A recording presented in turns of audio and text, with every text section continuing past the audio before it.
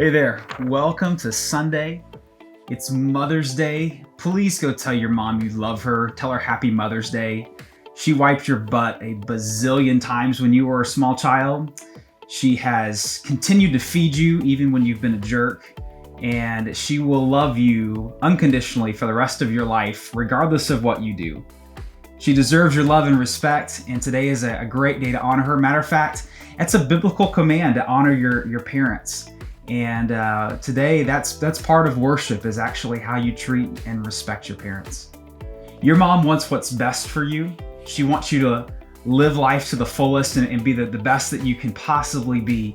And I think that that's not only a godly desire, but that's just a natural motherly desire. But in order for that to happen, your mom, and I think I could speak on behalf of your mom on this one, your mom desires for you to have an incredible relationship with God that's vibrant and that will guide you for the rest of your life. Not just something to do while you're in high school or for this part of your life, but something that will actually steer the course of your life for the rest of it. I'm pretty sure I know the fact that your mom wants that for you. And I think that's a pretty big important thing. But the last thing your mom wants is for you to sit on your butt and let life pass you by and for things just to happen and you just be blah. The story we're going to look at today is in Mark chapter 14, and it has to deal with people that really sat on the sidelines when they could have been doing great things for Jesus. I think that when you look at people in general, for students like yourself in particular, I think one of the biggest fears that people have is that they would grow up, if you will, and not amount to anything, not accomplish anything, not do anything. And I say that because everybody I talk to, for the most part, they have dreams of what they want to do, or maybe they're not sure yet, but they know there's something out there that they want to do, and they want to be known for something or appreciated or do something well. Even if it's something simple like just getting a good job that pays the bills and they can live a comfortable life, right? We want something like that. We want to excel. And I think that's part of human nature. We're wired that way, to desire to make something of ourselves. The problem is people typically go about doing those things by stepping on everybody and anybody that they have to in order to get there. People lie, they cheat, they steal to get to those things where they clamor for that attention in that attempt to not be stuck on the sidelines and not be disregarded. Well, I think that the only way to fix that and the only way to find true happiness and fulfillment is really to have a relationship with God that point where God steers us and guides us and directs us. And I think that in order to let that happen, you've got to have God working in your life. You've got to be praying and you've got to pay attention to what God has for your life. So Mark 14 is a story of right before when Jesus was crucified. And if you remember a couple weeks ago at Easter, we looked at everything that Jesus did going up through this point. We talked about it in our Sunday morning videos with Pastor John, as well as a lot of other guys from the staff. And I want you to read that story again today, but I want you to pay attention to the other people that are in the story. Jesus is important. He's the whole point of this passage. And so we're not taking away from any of that, but I want you to focus on the other people. In this passage, you've got a woman who dumps a bottle of perfume all over Jesus. You've got disciples who are trying to figure things out. You've got specifically those disciples, you got Judas, and you've got Peter, which both of them are in this particular story. You've also got some servants that work for the high priest that are here that are involved, as well as a bunch of religious leaders of the Sanhedrin, the council of Jewish elders. And fun fact, all of these people in this story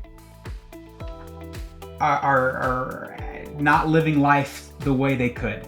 Only one person out of everything we're looking at is actually living life to the fullest here. So what I want you to do is take a couple minutes and read Mark chapter 14. When you finish that, come back and hang out with us and we'll get going from there.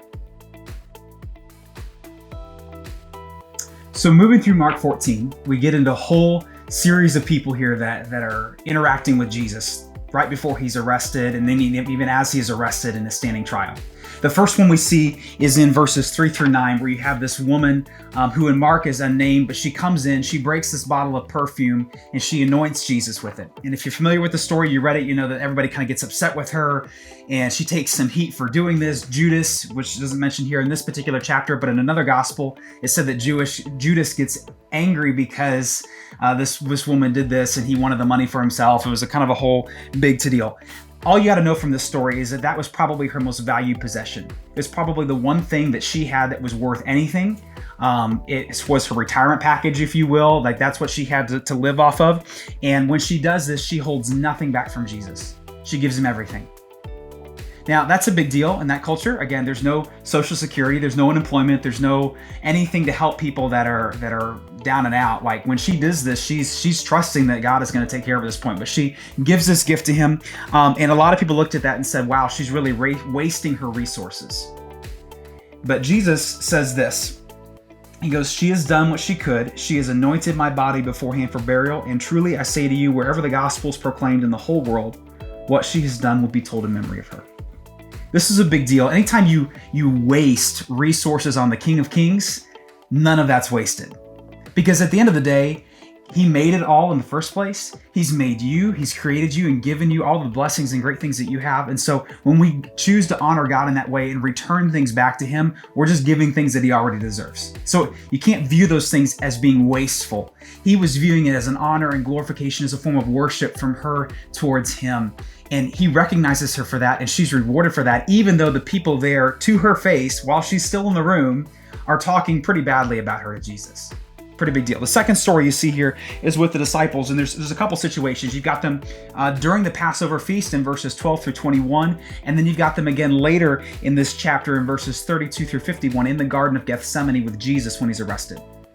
In the first situation, Jesus makes a statement that one of them is going to betray him. And so they all start like, well, who is it? Who is it? Well, it's that guy. I haven't liked him from the beginning. They start going back and forth and questioning among themselves who it is.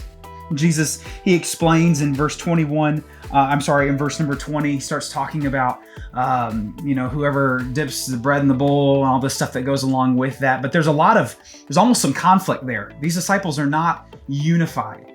Again, later in this chapter, if you read it, when you get to the Garden of Gethsemane, when they finally show up to arrest Jesus, the disciples, all of them except one of them, all of them run away. They're scared. Matter of fact, Jesus gets on their case before that happens and kind of challenges them because he wants them to pray with him, but they're so tired and sleepy, I'm sure, because they just stuffed themselves, that they can't even stay awake to pray with him during the middle of the night. These guys are weak. They're concerned with who this traitor is. They're unable to discipline their own bodies to stay awake and do what Jesus wants from them. But at the end of the day, they're scared. These guys, they're just scared. That's just how it is. The third person I want you to see in this passage is Peter. You see him specifically talked about in verses 26 through 31, where Jesus tells him, "Hey, you're going to betray me. You are going to be the one that denies you knew anything about me." And Peter tries to answer with this macho, like, "Oh, I'm never going to do that." But we have in this same chapter in verses 66 through 72, the story of when Jesus is dragged before the council and Peter's outside waiting, trying to find out what's going on. And people recognize him and say, "Hey, you're with Jesus. You're one of his followers." And 3 times in a row, he says no. At the end of this chapter, we find him, he's crying. He's literally outside crying because he realized that he could not do what he thought he could do. He tried really hard. Matter of fact, some other gospels tell us that when the soldiers came to arrest Jesus, Peter grabbed a sword, or they had already had it or whatever, but he picked up a sword and he lopped off someone's ear. He was trying his best to do everything that was physically able to do to do the right thing, if you will, but it wasn't enough. But at the end of the story, we see this, that Peter hadn't truly committed to Jesus yet. That through everything that had happened in all the 3 years, when challenged and pushed because he's scared, because he doesn't know what's going to happen, Peter denies that he even knows Jesus. It's a really sad situation. You got Judas in the story. Enough said. He betrayed him, right? We understand the fact that he didn't do what he was supposed to there. But then you got 2 other groups of people, which I think are really interesting in this chapter. You have the servants of the high priest, which there's some soldiers and people. They show up in verse 45. They're the ones that are coming with Judas to arrest Jesus. Now, again, other gospel accounts tell us that when they get there, some of the disciples mount a little bit of a defense. One of the servants of the high priest gets his ear cut off. You've also got this other position, another gospel, where it says that Jesus speaks words to them and knocks them all over with his words. And I have to wonder, you've got these guys, like Jesus heals the guy's ear, the one that Peter cuts off. He picks it up and puts it back and heals him. Why do they keep going after Jesus does that? Like, one, they're going in the middle of the night, so I'm sure it's kind of creepy and terrifying. They're going out of the city into a like an orchard, if you will. It's dark. They've got torches. It's not like, this is crazy. It's kind of a covert mission, if you will. There's a whole bunch of them. There's Jesus and a bunch of teenagers. These guys are probably 16, 17, 18 years old, not much older than you, or maybe the same age as you. And they know who Jesus is. They know that everybody likes Jesus, and they're the unfortunate ones that have to go arrest him. So why, after Jesus shows his force, why after he heals a man's ear that gets lopped off, I don't know. If it were me, I'd be kind of like, I think I'd be finding a new profession pretty quickly. So I think it's interesting. These guys are really close to Jesus, but his actions have no impact on them. They're just doing what they're supposed to do. Even though they may agree or disagree, they're just doing their job, kind of playing dumb, I guess, if you will. The last people here is the people of the council, the Sanhedrin, which is a group of Jewish religious elite that kind of made a lot of decisions and a lot of rules. And you'll see their story in verse 53. They bring Jesus in, they question him. They get people that have agreed to lie, to accuse him of things that he didn't do or didn't say, but to try to get him the death sentence. And it says, verse 56, this is, for many bore false witness against him, but their testimony did not agree. In other words, even the people they had gotten to accuse Jesus couldn't agree on what they were going to accuse him of. And it says at the end of this, they get, Jesus makes a statement. He says in verse 62, he goes, I am, meaning I am the Son of God. And he goes, you will see the Son of Man seated at the right hand of power and coming with the clouds of heaven. And the high priest tore his garments and said, what further witness do we need? You have heard this blasphemy. What is your decision? And in verse 64, it says, they all condemned him as deserving death.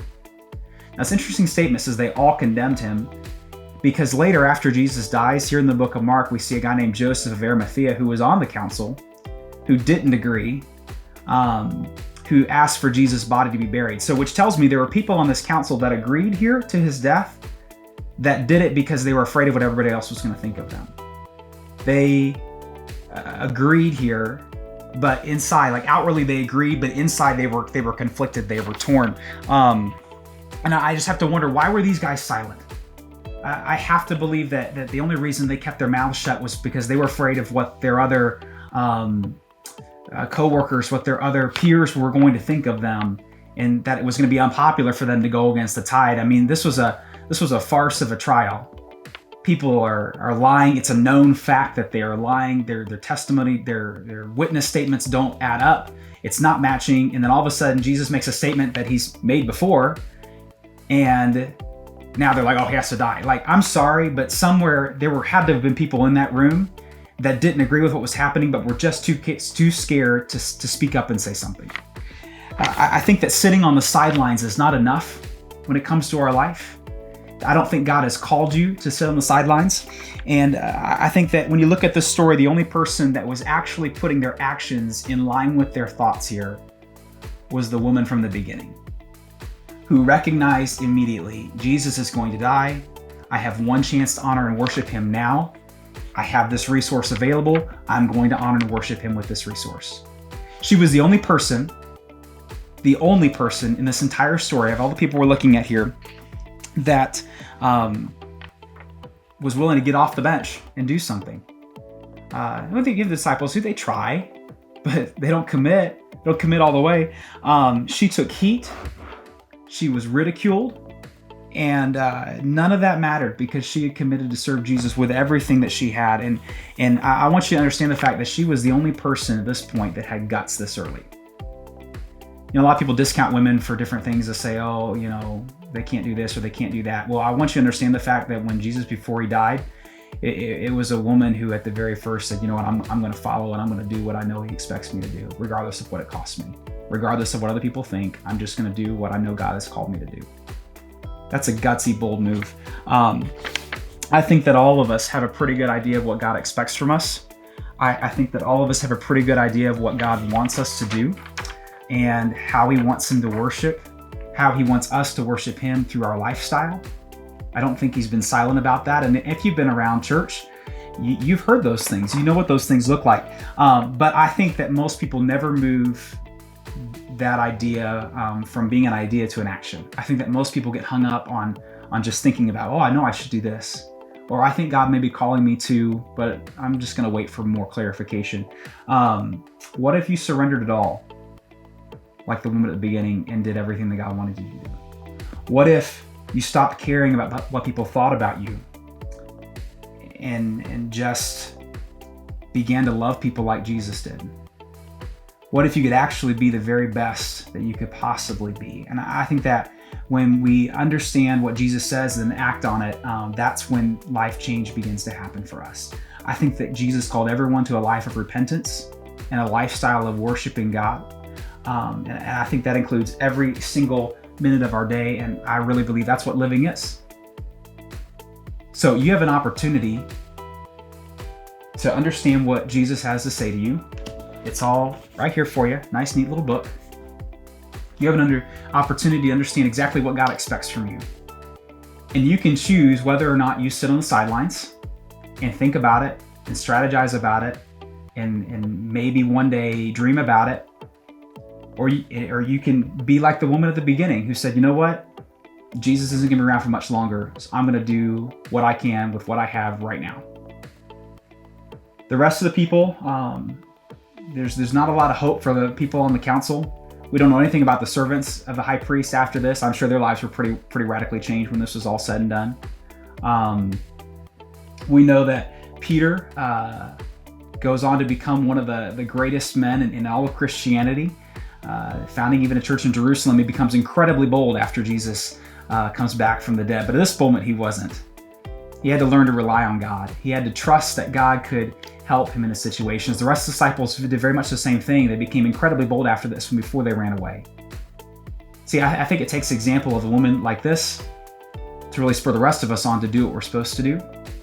And I think that it's time to stop running away and stop giving in and start doing and being the person that God expects us to be. Thanks for taking a few minutes to watch our video this morning. I hope you enjoy spending the day with your mom. I hope you will go make her dinner or bake her cookies or cupcakes or something, whatever your mom likes to do, and that you just love on her and treat her with the respect and goodness that she deserves. I'll be looking tomorrow for our next Plant the Seed podcast from our very own Nathan and Cameron. This is I think this is episode 6. They got coming out this Monday. And if you haven't been watching it or listening to it, you need to do that. They're all over the place on Spotify and Anchor and you name it, they're there. So make sure to do that. Wednesday, we got another Bible study. We're going to be looking at Numbers chapter 13 and 14 with Micah, Wright. And I hope you'll join us for that. It's going to be a cool thing. And I hope you guys have a great day, a great week. We'll see you soon.